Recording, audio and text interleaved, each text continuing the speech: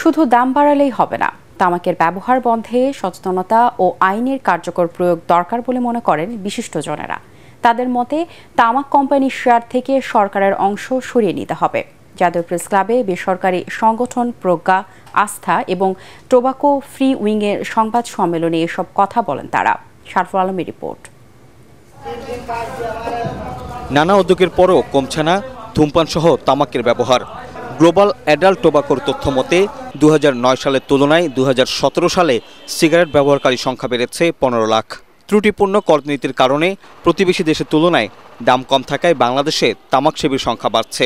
এই অবস্থায় তামাক ও ধূমপান নিরুৎসাহিত করতে নিম্ন স্তরে প্রতি 10 শলাকা সিগারেটের খুচরা মূল্য 45 থেকে বাড়িয়ে 60 টাকা নির্ধারণ করে 63% সম্পূরক শুল্ক আরোপের দাবি জানিয়েছেন অর্থনীতিবিদরা।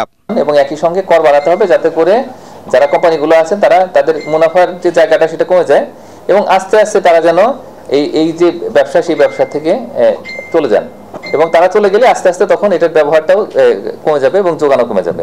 তামাক বিরোধী জোটের সংবাদ সম্মেলনে বক্তারা জানান, উচ্চ স্তরের প্রতি 10 শলাকা সিগারেটের চূড়ান্ত খুচরা মূল্য 113 টাকা থেকে বাড়িয়ে 130 টাকা নির্ধারণ করতে হবে।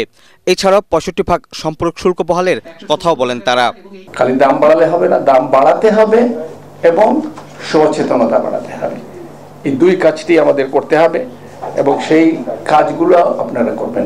ধোঁয়াবিহীন তামাক, সিগারেট ও জর্দা জাতীয় সব পণ্যে অতিরিক্ত কর আরোপের পাশাপাশি তামাক চাষ বন্ধে সরকারের সহযোগিতা চান বিশ্লেষকরা।